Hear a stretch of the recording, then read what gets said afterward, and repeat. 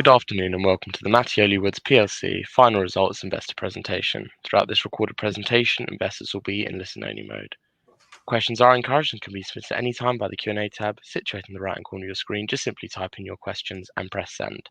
The company may not be in a position to answer every question it receives during the meeting itself.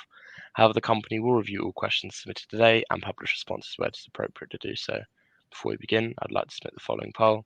I'd now like to hand you over to Ravi Tara, Group FD, and Michael Wright, Group MD. Good afternoon to you both. Thank you, Alex. Good afternoon, everyone.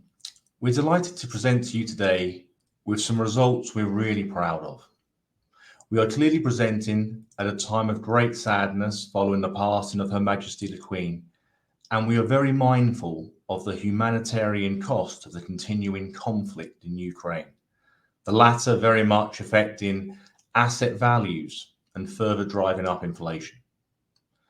But as a business that has clients at the heart of everything it does, as a business that holds the trusted advisor relationship, challenging circumstances inevitably lead to greater client engagement.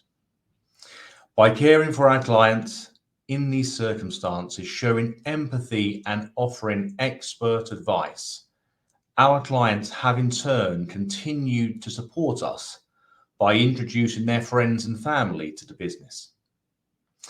As such, we're delivering a set of results that show we have maintained double-digit organic growth reported in February through to the full year. Yes, like the rest of the world, we are experiencing a number of headwinds at the moment. But as an advice-led business with over 180 fee-generating consultants, we continue to see new client numbers go up and have a strong pipeline of inquiries, because in times of uncertainty, people continue to search out advice from trusted advisors. Now, we will try and work our way through this presentation with you over the next sort of half an hour and leave plenty of time for questions. So Ravi and I will work through and pick out the core messages. But if we turn first to the highlights, it's been very much a year of delivering on our strategy. 12 months ago, or 15 months ago as it now is, we came to the market with a request for £112 million to assist us in acquiring two great businesses, Maven and Ludlow. And as well as delivering organic growth, we have embedded and delivered on the strategy we set out with these two great businesses. And we'll talk about that in a second. But working through the highlights, we're now a business of £108 million of revenue. Organic growth, as I've just mentioned a moment ago, is 10% up. Reoccurring revenue is at a very healthy 86.8%. And we're actually very pleased to see this number come down a little bit because A, it's a reflection of the change in revenue mix by introducing Maven, but B, it's a reflection of all of the new business that we are currently undertaking. Adjusted EBITDA is at 32.6 million, and we've importantly nudged above the 30% EBITDA position. Very, very importantly to us, though, is adjusted EPS is up 17.5% to 48.3 pence. Only by driving through organic growth and responsibly acquiring business can we move this number along. But we're also a business that absolutely believes in discipline. And as a disciplined business, we should have a progressive dividend policy. And we're very pleased to report an increased total dividend to 24.3% up at 26.1p for the full year. In very complex markets, you have to build and maintain momentum. And as a business, we believe this all stems from having the right level of capacity across the group. We have 185 fee-generating consultants that brought in between them nearly 1,100 new client wins. And that is because our team have been trained internally and have only just started their career in a number of instances and are therefore able to go out and win new business. Total client assets are up to 14.9 billion. Really importantly, in a world that has seen huge levels of outflows at fund level, we've been able to bring over 340 million pounds into our core proposition. As we'll talk about in a moment, acquired revenues in the year are at 46.1 million, very much on target. And we have a regulatory capital surplus in the business, so we can continue to integrate and acquire new businesses. But integrating these businesses is absolutely key. Because if we can't integrate them and bring them into our core proposition, then we shouldn't be acquiring them. Now, the two big acquisitions I mentioned a moment ago, Maven and Ludlow, are a real good reflection of how we approach acquisitions and what we're looking to achieve. The two types of acquisitions that we partake in are what we call gap fill, so filling a part of our proposition that we don't currently offer, which is Maven, and I'll come on to why in a second, and Ludlow, which is overlay, so more boots on the ground, particularly in Ludlow's case, a really well-established financial practice in the northwest of England, an area where hitherto we were punching below our weight. And both of these businesses are very much integrated. The MI across the group now all filters into Ravi and his team, so we've got a complete understanding of the financials. The risk and compliance of both of these businesses, because we've wrapped our governance around them, is now fully understood. We knew they were culturally like us when we begun, and cultural alignment has continued to progress. Both of the businesses are trading as in line with budget.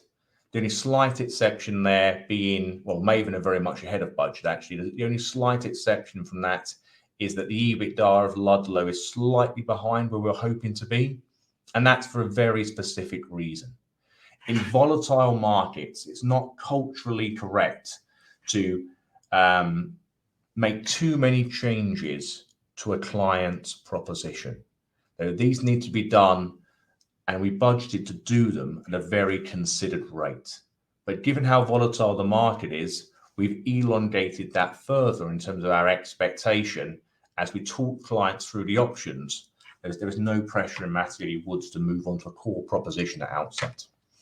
Maven very much allow us to expand our proposition for clients.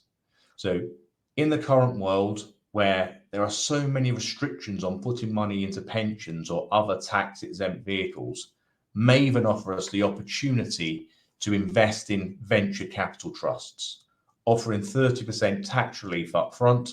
And whilst they have a higher risk profile, for the core of our client base, they are absolutely appropriate at certain levels. And this is a very nice complement to the VCTs offered by our associate business, Amati. Maven also offer a number of other opportunities, such as higher risk private equity ventures and specialist property development. And we'll talk about that a little bit later on in the presentation. But both of these things are now being utilized by the core group's clients and allowing us to capitalize via our distribution on the product offering of Maven. We have long believed that the most stable businesses and the best outcomes for clients are synonymous under the banner of a responsibly integrated business, a business that does for clients as much as it can within one house, accepting that there will be times when others do things better and therefore we utilize their solutions. We also appreciate at times this can make the business seem somewhat involved, particularly at first glance, perhaps to a new investor. So we wanted to distill down exactly what we do. And what we do is offer advice, we offer investment management, and we are underpinned by a great administrative delivery service. Now, the need for advice, as I mentioned a minute ago, has never been higher. Now, high inflation, moving interest rates, fluctuating asset values on the back of a pandemic, clients want advice. Within investment management, we not only have core retail solutions like the multi-asset fund, custodian REIT, providing income and capital growth, but we also have, as I mentioned a moment ago, all of the offerings from Maven, Amati, and other specialists across the group. We also have an administrative platform on which we can hold assets. So if clients aren't yet ready to invest, given the heightened volatility, as we just spoke about a moment ago with Ludlow, we have got them on our platform and can utilize the group's investments at a later stage, but we're able to still advise these clients with the right solutions and equally be remunerative for the group. The so what of this, if you like, is that our proposition means we can deliver results in good or bad times. Now, George R.R. Martin is often quoted at the moment with people saying winter is coming. We believe we are a business for all seasons. Now, despite all of the difficulties of the last 14 years, banking crisis, European crises, trade wars between superpowers, and of course the pandemic, we have progressed our revenue. We have progressed our adjusted EBITDA. We have been disciplined with our dividend policy, and our adjusted EPS has always moved on. We've also built for the future by continuing to reinvest in the business. And that capacity, those 185 consultants, a lot of whom are nowhere near full capacity so can win new business, are the lifeblood of this business's future. We're also an ambitious business, but we are a responsibly ambitious business. And we are asked on occasion, why do we set ourselves such ambitious targets? And the answer is perhaps threefold. One is it lets the world know that we are in growth mode. We are working forwards. Two, it allows the executives such as myself and Ravi to really think about what we need as a business to capitalize on the opportunity before us. And three, it sets the tone for the 850 individuals across the group. If they understand that we are a business that is expanding and continuing to grow, they understand that the opportunity for them within this business is progressive. And it really helps with talent retention, particularly over the last couple of years in the pandemic. In 2014, we're a £29 million revenue business, and we said we want to be a £100 million revenue business. And to tell the truth, we raised a few eyebrows when we made this statement. But this year, we're very, very pleased to have surpassed the £100 million marker, and it's right and proper that we set ourselves new targets. And the £300 million revenue target with £30 billion of assets, which we believe with a sensible margin can produce £100 million of EBIT, is our new target. But achieving that target, and the second question we always had asked is timeframes, achieving that target will be done in a responsible way that is responsible to both our shareholders, our clients, and our staff, in fact, all of our stakeholders. So it will be organically driven, supplemented by good quality acquisitions as and when appropriate. Timeframes are, it will happen when it happens, but what we'll do it is in a responsible way. And I'll now pass you across to Ravi to talk a little bit more about the company numbers. Thanks, Michael, and good afternoon to all of you. It's always a pleasure to talk to you on the IMC platform. So it gives me great pleasure to talk you through what we're considering to be a great set of results and more of the detail around both revenue and costs and what we're looking to do financially. So for those of you that are new to the business, I'll take one step back just to describe our revenue profile. And the key messages for this year, as Michael has said, are one, the continuation of organic growth, and two, the positive and impactful performance of acquisitions that we've made over the last 2 years. And you can see that on the bridge there. So for those of you who are familiar with our revenue model, you'll know that we have a multi-dimensional, what we call a revenue cube, which is split between two main revenue sources. The first are the revenues that are linked to the value, the underlying assets that we either manage, advise, or have some influence over. And those revenues are based upon the asset values, which do fluctuate with market valuations. Those revenues account for just over half of our total revenue at 52%. The other 48% are driven by fee-based, time-costed activity. And that in itself distinguishes us from other wealth managers, whereby our revenue is determined by both market, but also activity. And given our advice-led nature, we're able to focus on chargeable activity for clients. That revenue split then also gives us a protection against market movements. So what you'll see with similar businesses, particularly wealth managers and fund managers, their revenues will move with the market. Our structure allows us to cap the floor, or as to how low revenues will go. There will be some impact of markets, but we can counter that with our fee-based revenues, but also allows us to appreciate the growth in the market as well. Taking those in those two parts, within our investment and asset management segment, we saw our assets under management, or our AUM, grow from 4.1 to 5.1 billion pounds.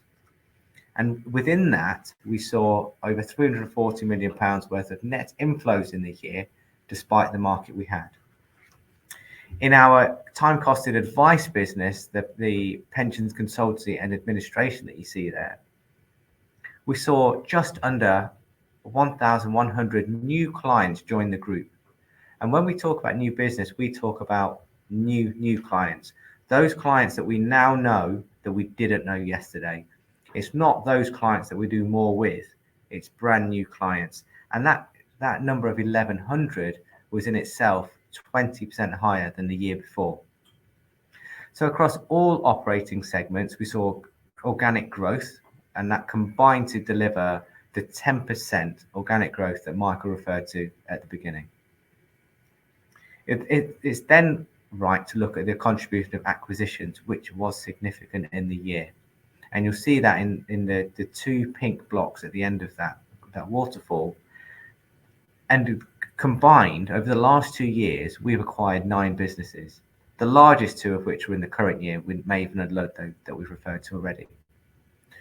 If we combine those acquisitions, they delivered a total of 46.1 million pounds worth of revenue. So that big step up in revenue that we saw for the group. Year on year, that's a 40% increase in the contribution of acquisitions. And at this point, it marks a significant moment in the history of Mattioli Woods. We are now a business with in excess of 100 million pounds. Michael referred to the ambition that we had in 2014. We have delivered that, and we're now on our way to delivering the new strategic objectives. So we have real momentum in the business. The acquisitions, the organic growth have provided a real springboard for us to continue growing into the current and into future years, and we're looking to maintain the organic growth. It's also interesting to note that if I take one sidestep, those acquisitions, they delivered 6.8 million pounds worth of revenue growth in the year compared to the same period in the prior year. So that is to say that those businesses that we're buying both have momentum themselves, but also with our acquisition, or in spite of our acquisition, they're still able to grow.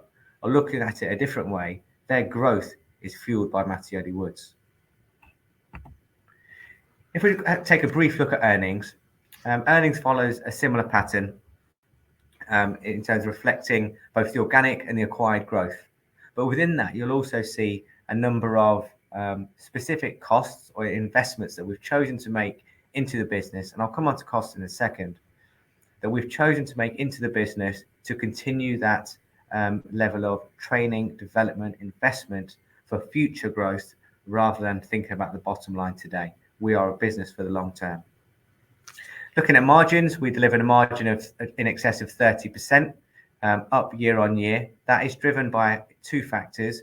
One is the contribution of acquisitions and the sales mix thereon. So if we think about Maven, that is typically a specialist investment business, a specialist advice, not advice service, a product a specialist, and we're therefore able to charge a slightly higher fee compared to the core proposition. So that mix shift towards Maven, who are now 25% of our group, allows for that margin accretion. The other one then is efficiency and delivery of synergies from acquisitions, which we are focused on. I'll come on to those in a second, but suffice to say that we are focused on operational improvement and efficiency, as well as focusing on the synergies from acquisitions. So that growth in EBITDA from 17 to 32 was the 88% growth year on year. We're in excess of 30% margin. And as I'll come on to now, we expect margin to enhance over the medium term. Very briefly, staff costs is something that we've taken very seriously. We're very conscious of the wider economic position. We're conscious of statistics around inflation. And as a management team and as an executive, we are an agile business. So we took proactive action early in the year to counter the risks of financial impact on our staff, but also the risk of staff attrition. So we gave all staff a 4% pay award in terms of their annual pay. On top of that, we gave a 3% cost of living bonus, and the key is in the name there is a bonus which is discretionary. So we have optionality around the future. And then on the back of these results, the majority of staff will receive a discretionary bonus, which is going to be double the amount last year and approximately 5%. So taking those three components together, most staff would have received between a 10 to 12% increase on average, which we think is a strong message to counter the impacts of inflation, but has also garnered a significant amount of staff support and loyalty. So putting a couple of statistics on that, as is often the case, our pre-pandemic attrition, and I'm talking here non-consultancy, non-advisory teams, was around 6%. Immediately post-pandemic or lockdown, we saw that increase to about 12% as there was a pent-up demand for people wishing to move onto different opportunities. But given what we've done around remuneration, we've seen that attrition fall back down to 6% and the increased discretionary effort across the team. Moving very briefly then on to other overhead, and there's a lot of information there, so I don't expect you to read that in the time we have together. But suffice to say, there's a couple of opportunities that we are investing in for future growth. The first of those is IT. As a business, we have a proprietary pensions administration software called MWeb, which we've developed since day one, and we've invested in consecutively year upon year for our last 30 years. So we don't have a position where we require a big spend on MWeb. MWeb will be our core pensions platform, and we'll continue to develop that through an in-house team. The bigger change for the group is in terms of a CRM platform, or that platform across the group. And we're taking a very risk-managed approach to that, because we believe that the platform is key for efficiency, but is not a driver of organic growth. So rather than risk the time, cost, effort, and potential distraction of building our own, we think the best solution here is to work with a third party to install a platform, a CRM platform, that we can work on with them and license from them over time. The way we plan to do that is very staged and managed over a 36-month period. First in the core group, then to acquired businesses, and then to future acquisitions. It sounds very easy, and for those of you who experienced IT, it's not. We know that, we're well aware of that, but we will do it in a staged process. The key in these projects is to determine what we are looking to achieve, what our requirements are before we embark on that journey. And we're going through that stage right now. In terms of guidance on costs, we previously came to market to say that we'd look to spend an additional £2 to £4 million worth of expense on IT. Our historic spend has been around £2 to £2.5 million between IT licenses and staff. We'll look to spend between 2 to 4 million. The reality is we think that will be at the lower end of that spectrum, between £1.5 to £2 million on a full year run rate basis, once we have installed that platform and look into it to migrate it across the group. In the immediate term for 2023, we think that will be close to half the amount I just said, around £1 million, as we embark on the implementation and project planning.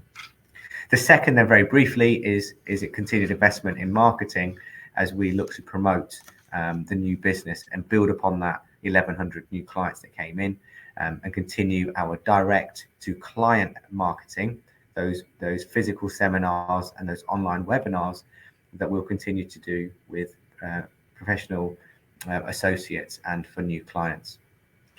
What we are not is a business that will advertise on mass media. We like to look at return and payback, and we currently cannot justify the payback on those levels of spend. But equally, given our advice-led, client-specific focus, we think it's better then to go to direct clients.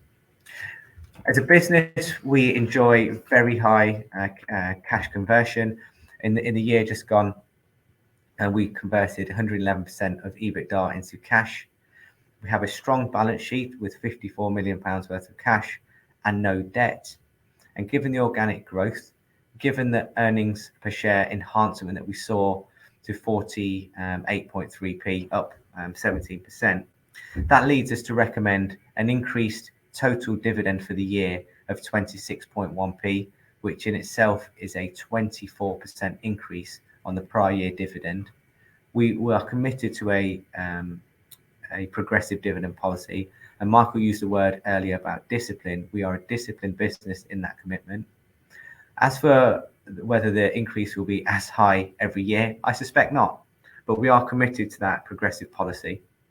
And it also gives confidence, or shows our confidence in the business and the growth potential of the business over that short and medium term. And as two numbers here, we are well covered from an earnings perspective at 2 times cover against adjusted EPS, and from a compound annual growth rate perspective, since IPO in 2005, this recommended dividend leads to a CAGR of 90%, or over the last 7 years, that's a compound annual growth of 14%. So very progressive. Look to maintain a progressive, but maybe to a smaller extent in the future. So apologies for the whirlwind tour of the financials. I'll now pass you back to Michael to talk through some of our big business segments. Thanks, Ravi. And just a little bit conscious of time, I'll rattle through the next couple of slides, but I think they're really important because they speak to the future potential of the business, both in terms of our capacity, our culture and momentum, but also in terms of the responsibly integrated business. We have long been a believer of training and developing people. I am a product of this business's training program, and I joined the business 18 years ago. So we've been training and developing a long time. That's allowed us to maintain our culture. It also allows us to train people to not just be experts, which they are, but also to be commercial and enterprising in their own right. By training and developing people, we have built capacity in the business. If we look at the top left-hand graph in front of us here, you'll see we've got 66 individuals with less than £100,000 of turnover, because they are people who are just coming into the ranks or are very, very early in their career. And they have the ability to transition across the graph. And we know they will, because all the other people who've gone before them have. Well, not everyone will make it, of course, but the most of the people who don't make it can actually find other roles in the business, because we are a responsibly integrated business that has other options available to them. Really importantly, when we bring other advisors into this business, we also see them transition to the right. And that really sort of speaks to the potential of Mattioli Woods. Because Most advisors are extremely skilled, very caring that join Mattioli Woods, but they only have one revenue stream, and that's advice. This business creates great outcomes for clients, but also captures revenue from investment planning, administration, advice, as in consultancy. And so an individual who's an advisor in the marketplace, perhaps commanding 250, maybe £500,000 of revenue, what they don't see is that the total cost to that client is substantially higher. Within Mattioli Woods, we capture more of that revenue chain. And the best example I can give you to that is one of our expert advisors in our Aberdeen office joined this business with about £500,000 of turnover. And that individual's turnover now is much closer to £2 million. Doing the same thing, working from the same clients, giving them a great outcome. So this team has created 1,100 new client relationships. And exactly as Ravi said, that's doing business tomorrow with someone we don't know today. So it's really important metrics that flow together. If we move quickly on to our investment proposition, what we see is this team, because they've got so much capacity and so much ability, they have brought in organically £340 million of new monies. But importantly, the entire proposition has gone from 4 billion to nearly 5.1 billion, over 25% increase in assets. And there's two parts I'd like to pull out from this bridge.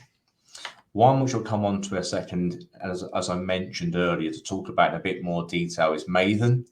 The other is the Structured Product Fund. Now, the Structured Product Fund was one of our own funds that our clients invested in, that we believed, for all the right reasons, about 12 months ago was no longer the best way to invest in structured products. And there in reality were a couple of better options available. So we spoke to our clients in an open and honest manner. I mean, it wasn't a disaster anyway. The capital was broadly what they'd put in. And we advised them to remove the money, which they did. Importantly, that money went to our own platforms, in the main our own pension schemes, as in pension schemes administered by Mattioli Woods. And thereafter went into other of Mattioli Woods' proposition. So we didn't lose that wealth out of the business. We repositioned it into our own offerings, which is a really important advantage of having an administrative platform. The big dial changer, of course, on these numbers is the addition of Maven, which, as I mentioned, brings together the VCT offering for clients. So we've got VCTs from both Amati and Maven listed and unlisted flavors there. It also brings in some additional optionality for our top tier clients. So we've got 11,000 schemes, 25,000 members. We've probably got about 65,000 individuals that we touch across the country if you include all the EV team. But the top 1,500 to 2,000 clients in Mattioli Woods come together to form the Private Investors Club. Now, these individuals have been certified either high net worth or sophisticated. They've built up a portfolio, a position of the traditional retail investments of our multi-asset funds and our custodian REIT. But these individuals want an additional level of investment. And that's what Maven allows us to provide. Private equity offerings with very significant potential returns, albeit carrying additional risk. But what Maven allow us to do is, rather than asking our clients for a £500,000 ticket to invest in private equity, Maven's technology allows them to bring these deals down to £25,000 ticket sizes. They unitize the private investment offering. So our clients can build up a portfolio of 6, 7, 8 of these investments for less than a £200,000 total exposure. So they've got potential for the significant uplift, but we can better manage the downside of the overall offering. And there's also other expertise in the Maven team, such as commercial property, which sort of sits somewhere between those two offerings, the VCTs and the private equity.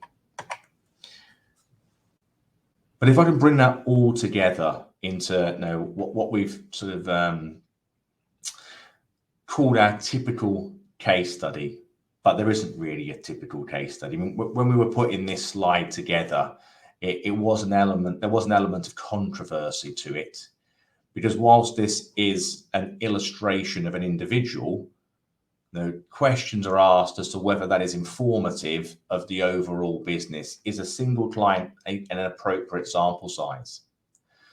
And when we discussed it, we actually realized we had to include this, because all of our 25,000 clients are sample sizes of one. And all of them we have to offer tailored and bespoke solutions to, because we're a trusted advisor of an advice-led business. But if we can spend a few moments talking about this individual, we'll call him Peter, the Director Ray there in the middle of the screen. Now, Peter came to me because he had a very specific query. He had previously been advised by his old advisor, his previous advisor, to put some of his company shares into a pension scheme. A totally bona fide transaction that was delivered appropriately. But the advisor and the administrative platform were two separate companies. And because Peter hadn't needed any advice in the meantime, he'd actually lost touch, through no fault of anyone's really, with the advisor. Wind forward 5 years and Peter's company is being courted by private equity. And now he has two issues. One, it may well cause him a lifetime allowance issue, so it goes past the limits you're allowed to put in pensions. And two, if the pension administration company don't act quickly and nimbly, it could actually scupper the PE deal. So we brought that pension scheme in-house and gave Peter some consultancy around how to resolve these issues. So happy was Peter with this outcome, he introduced Director B and C on this page, who are in exactly the same position, albeit their circumstances are unique to them. They're also a sample size of one. But we brought their families into the business, their pension schemes, and we created a similar solution. Director B was also the head of HR at that point in his capacity as COO. And because this company were in the ascendancy, they were having talent retention issues. So Director B gave us an employee benefits mandate to put in place a flexible employee benefits package for client retention.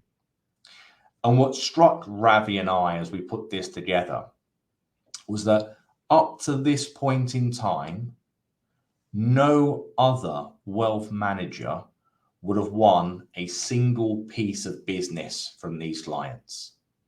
Because no other wealth manager offers pension consultancy, administration, and employee benefits. Yet for Mattioli Woods, we've got 3 new client relationships, 3 new SIPs under administration, and an EB mandate.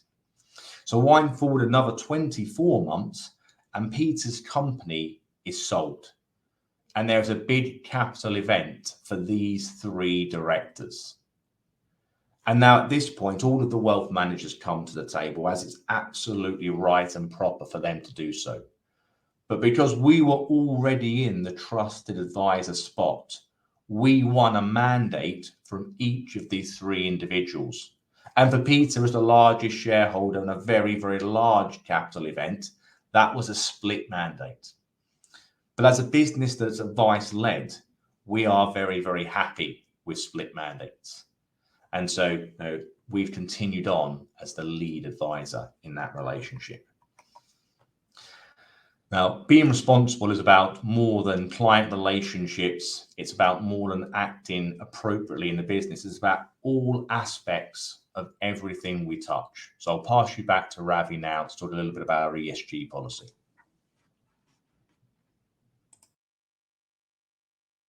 That have been posted through. as well. So ESG, when designing the presentation, we considered putting this slide in because we don't treat ESG as a tick box exercise. The reality is ESG has been part of our culture for the last 30 and now into 31 years.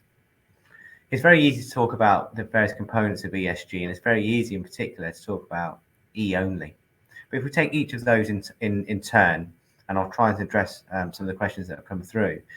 From an environmental perspective, we've been improving our carbon efficiency for a number of years already. Now, it's safe to say, as a financial services business, our impact is constrained to two main things.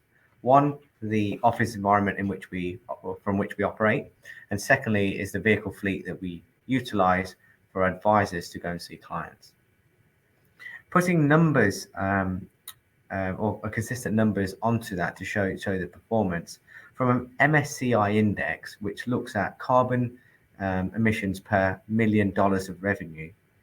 Last year, our score was 2.9 tons of carbon emissions per $1 million of revenue. The equivalent number this year is 2.4 tons emissions per ton. And that is driven by a number of the initiatives we've put in place to improve that emissions track record. So taking a couple of those, we have the environmental aspects of the office, but then there's around the vehicle fleet where we've committed to go to fully electrical by 2025. Putting that into context, the MSCI index for financial services, the score is 3.7 compared to our score of 2.4. So clearly improved performance against the norm. We've reduced paper consumption in the year in itself. We've reduced paper by over 720,000 pieces of paper by simply moving valuation statements from paper-based to online. And the key thing for us is for the benefit of the client, who can now look at their statement online rather than having a thick piece of paper posted through the door. We are, as a business, looking to move towards zero emissions, and over time, we'll release our ESG policy on that. From a social perspective, we are very proud of the communities that we operate in, and we like to operate as an active member of those communities. So if I take our associate business at Amati, they have a commitment to donate 10% of their profits to charitable causes, and we honour that commitment with our 49% ownership of that in donating to over 30 charities, local charities across the country in the last year. Coupled with that, with a national charity partner, we moved from Alzheimer's Research UK that we've been partnering for the last 4 years to recently announcing the association with the British Heart Foundation, who will be the group's national charity. We have an established commitment towards well-being, given all of the issues that emerge pre and during the lockdown. We have 2 dedicated staff that look at well-being, complemented by a network of what we are calling mental health first aiders, of which there are another 18 who help to deal with some of the social and mental issues that some of our team face. And we have a real commitment to ensuring the longevity of that. And then as we look at our demographic, which is diverse, and I'll come on to that in a second, we do have a very diverse workforce, very atypical to a wealth manager or a financial services business. We have breadth of ethnicity, age, gender, belief, whatever index you will use, we have strong diversity in that. And it's just one example, we have over 20 ethnicities in our workforce. That allows us to empathize not only with the communities that we operate in, but more importantly, with the clients that we work with, both new and existing clients. As part of that demographic shift, we focused on bringing in less experienced, often younger, but not always younger staff from a school, college, and graduate perspective, school leaver, a graduate perspective. And we've installed an extensive mentoring program for that. And then from a governance perspective, we take governance very importantly, or we treat it very importantly, I should say. As a team, as an executive, we are agile. We do operate with what we see in front of us. And we identified a need to change our governance structure. Given the group that we've become in the last year, we've adapted that structure such that we have clear visibility of all parts of the business, certainly for the executive, but also at that second tier management level as well. So we've changed the governance structure. As a board, we are committed to diversity, as I've said. Within the board composition, we are a balanced board with equal numbers of executives and non-executives. We're looking to potentially go to a position again, as we've experienced for the last 4 years, last 10 years, where we have a independent board, and likelihood is that we'll move to that over time.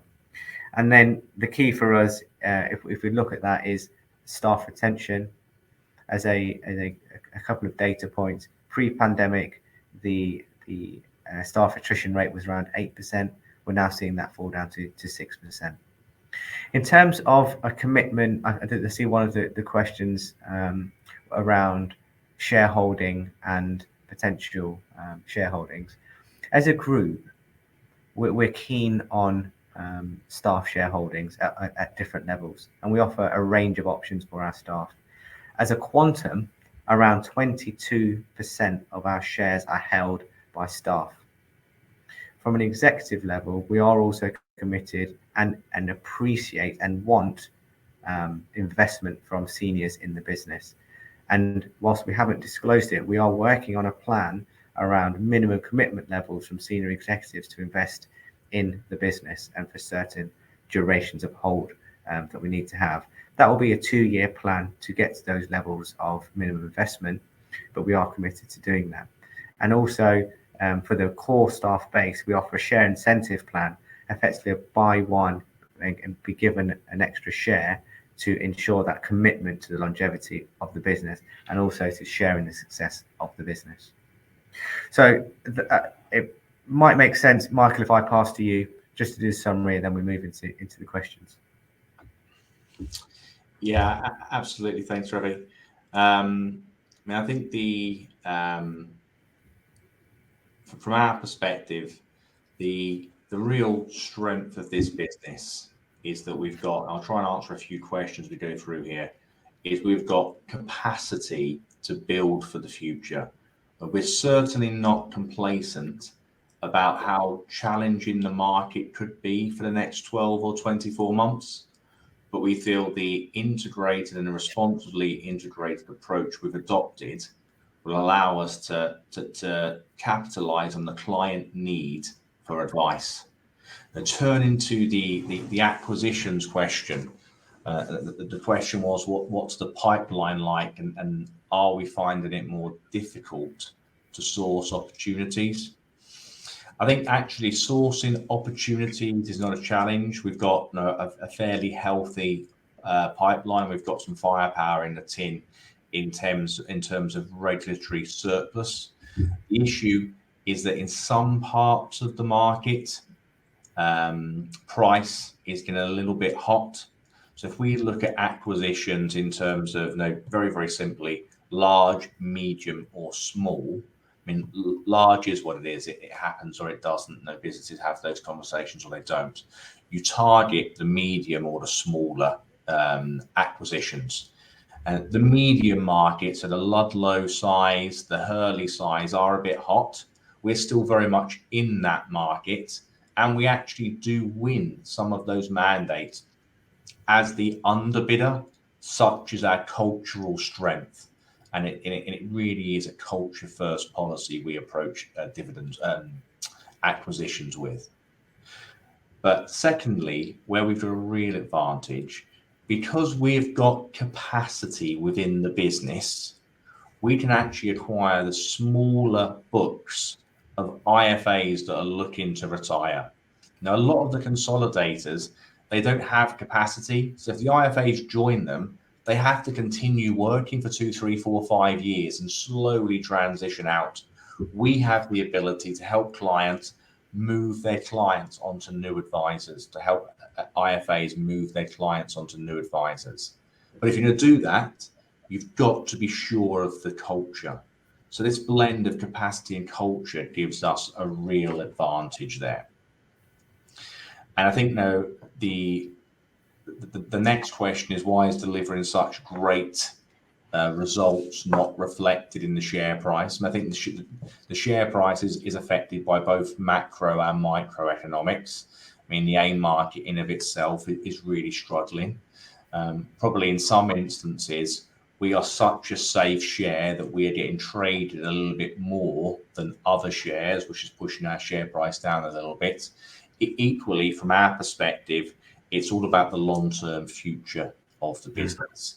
We're going to carry on building and developing out our team, carry on building and developing out our service offering, and continuing to partake in good quality acquisitions as and when they arise, knowing that over time the share price will take care of itself. We've always had an expression in the business that if you look after your clients, that they'll look after you. And equally, we believe if you look after the business, ultimately the share price is reflective of what you're doing. Yeah. I think just adding to what Michael said there, absolutely, we continue to focus on doing the right thing. I think from a sector perspective, there has been a downgrade in the sector as investors have looked to capitalise on some of the opportunities, partly in other sectors, but partly from stocks where there's more potential for variability. So we've looked at a couple of things there. One is around capital and income growth. And we've often seen ourselves as a capital growth share of business. What we are now entering into is the territory around income. So the increased dividend that we haven't mentioned, or we did mention briefly earlier, takes us into that realm of potential income stock.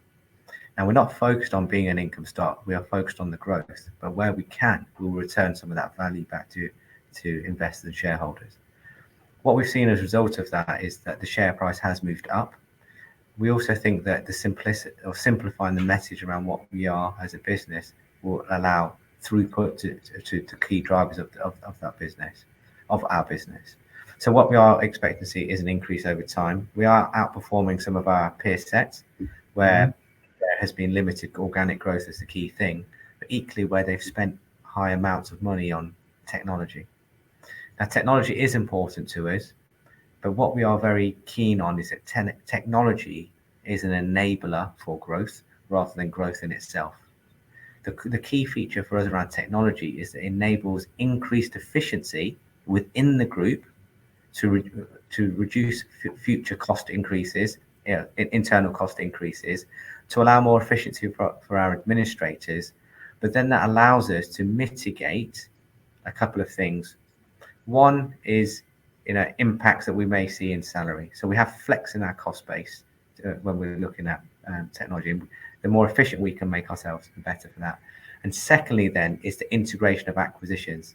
Because we're sitting on a common platform, you have throughput visibility to every part of the business. So that is coupled with efficiency, but it also allows us to integrate those businesses far better and to mitigate costs, and over time increase that margin to the target to where we expect to be. So technology is a pure enabler rather than the means to the end. It's the means rather than the end. And we take technology investments seriously, but equally that we don't want to be spending double and triple digit £1 million on developing our own platform. Absolutely. And Alex, do we possibly pass back to you to compare any further questions?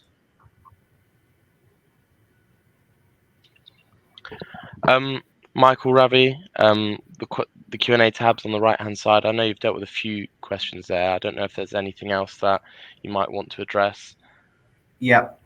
If I take one, I think one's just come in the latest one. Yeah. So reference to income stock. I think it's a very fair question. Ultimately, we're on the borderline. We don't particularly want to drive the income stock line as the key raison d'etre for who we are. We're still going to consider ourselves as a capital stock. Where we can, we will look to maintain that progressive dividend policy. I think the key thing with income or PE yield is the two drivers of it. Clearly, there's the or I should say not dividend yield rather than PE. Sorry, the dividend yield is driven by clearly the dividend and the price. What we can determine, as we've just said, is the dividend, and we'll look to maintain that progression. What we can't then is focus on where the market is pricing us. So we'll focus on capital growth. We'll focus on organic growth, distributions where we can. We'd prefer to keep dividend distributions kind of an interim and full year. We have considered whether to have additional dividend payments. But I think the main meal here is that core interim and dividend year-end dividend profile. Ravi, thank you very much for that. And Michael, thanks for addressing those questions from investors as well. And of course, the company will review all questions submitted today and will publish those responses on the Investor Meet Company platform. But just before redirecting investors to provide you with their feedback, which I know is particularly important to the company, Michael, could I just ask you for a few closing comments? Yeah, thanks, Alex. And well, firstly, thank you everyone for your support and your interest today. It's been an absolute pleasure to present to you. I think as a business, we are proud of the last 12 months and the results we've delivered. What we're perhaps most excited about is that we've delivered those results and we've only just really started to scratch the surface of the synergy value and potential of our largest acquisitions. We still think we've got capability and capacity to do further acquisitions really, really well and bring them into the business. But most importantly, we're a business that's set up for organic growth. We believe passionately about training and developing people, about bringing them through, making them the future of the business, making them more successful than we were and we will be. And all of these things together make us believe we can deliver growth and sustainable shareholder returns in good times and bad. Thank you, Alex. Thank you, everyone. Ravi, Michael, thank you once again for updating investors today. Could I please ask investors not to close the session, as you'll now be automatically redirected to provide your feedback in order that the management team can better understand your views and expectations. This will only take a few moments to complete, but I'm sure will be greatly valued by the company. On behalf of the management team of MATTIOLI WOODS PLC, we'd like to thank you for attending today's presentation, and good afternoon to you all.